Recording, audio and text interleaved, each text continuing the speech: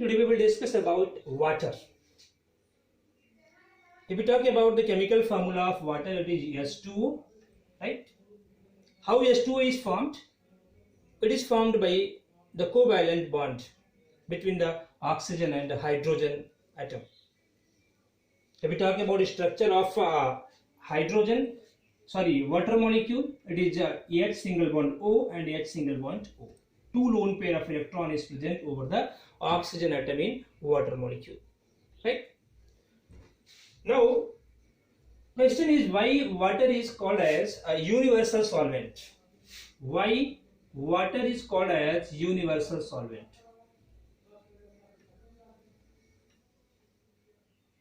Universal solvent. We all know water can dissolve plenty of material in it. Water can dissolve plenty of material in it, irrespective of time it is taking to dissolve the substance into it. That's why water is known as universal solvent. In a very simple way, water can dissolve everything in it, irrespective of time. That's why water called as universal solvent. Right now, you can dissolve sugar into the water. It will take few minutes, few seconds. You can dissolve salt into the water. It may take few minutes or second. You can dissolve other material, clay, into water. It will take time. Okay. You can dissolve wood into the water. It will take more time. I mean, it can dissolve everything in it, irrespective of time. Maybe it will take few minutes to million of years to dissolve in it. That's why water called as universal solvent. It can dissolve everything, but it will take time. It may take time from a second to million of years. That's why it is known as universal solvent, right? Now in the chapter water, solution is given, right? Solution. So we will understand the term solution. If we talk about solution, solution is a homogeneous mixture. We all know mixture. Mixture is of two types, heterogeneous and homogeneous mixture. So what is homogeneous mixture? A mixture in which particles are mixed uniformly. I means in terms of solution, solute and solvent. That's why it is called as homogeneous mixture, right? So solution is a type of homogeneous mixture of solute into solvent. It means solution is consist of solute and solvent is equal to solution, right? The substance which quantity is less, it's solute. The substance which in terms of quantity is more is called as solvent. In other way, more oftenly whenever we talk about solution, solvent is in the liquid form while solute is in the solid form, right? We can also generate one formula here. Solvent is equal to solution minus solute, right?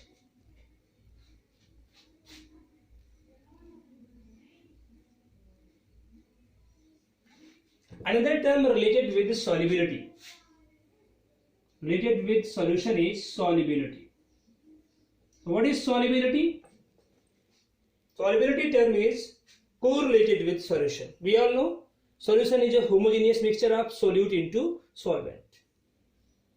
So this, what is solubility? Solubility is the maximum amount of solute which can dissolve in 100 gram of water at a given temperature. What I told, the maximum amount of solute, the maximum amount of a solute which can dissolve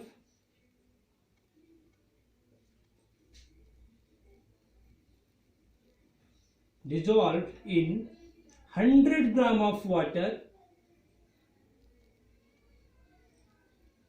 at a given temperature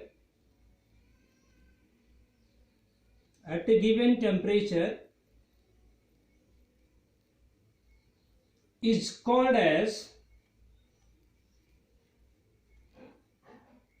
solubility. It means solubility is dependent on temperature. Solubility is dependent on temperature. Right? For example,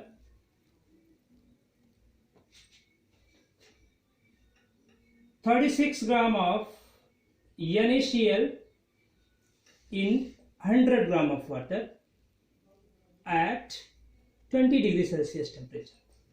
It means the solubility of NaCl is 36 gram because maximum 36 gram of sodium chloride can be dissolved in 100 gram of water at a given temperature of 20 degrees Celsius. Right?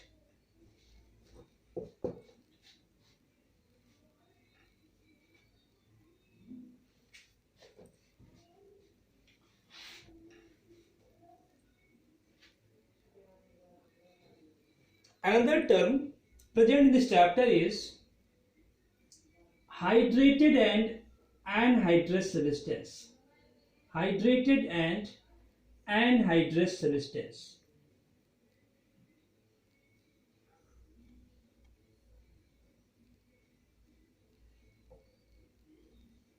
What is hydrated and anhydrous substance?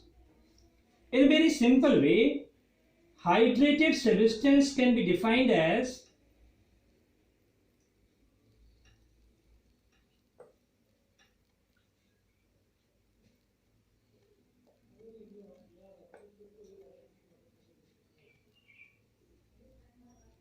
a substance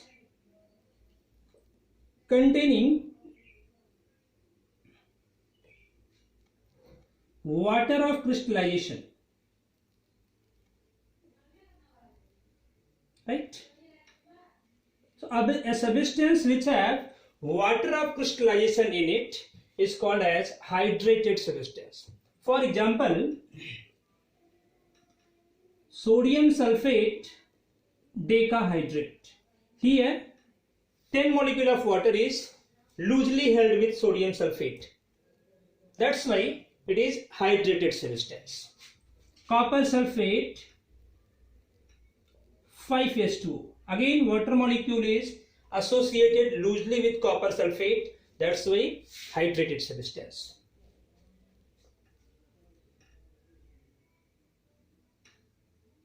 CaSO4.2s2. Hydrated substance.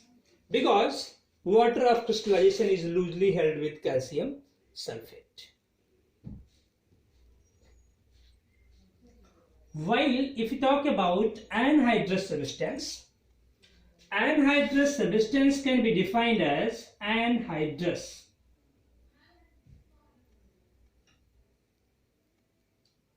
A substance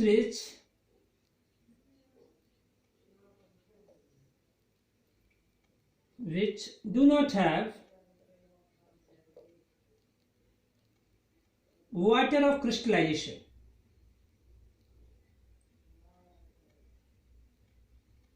Right?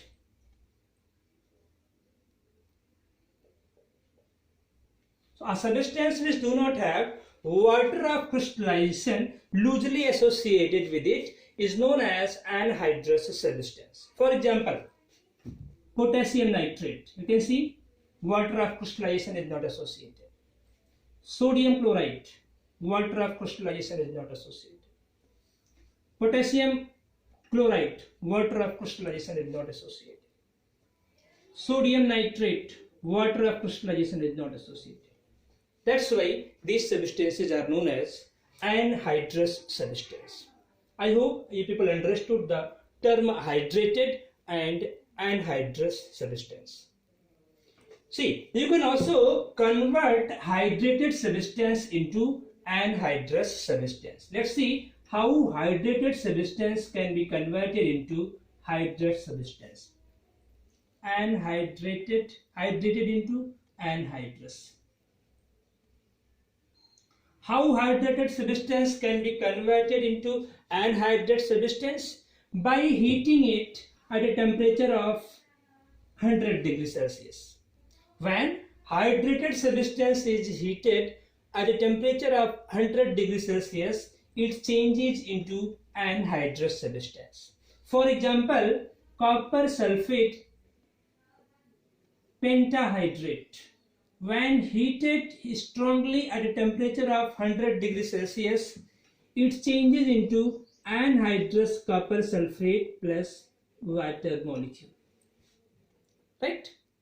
This is the way how to change hydrated substance into anhydrous substance. Thank you for today. In the next class, we will discuss about daily equations, hygroscopic substance, and efflorescence.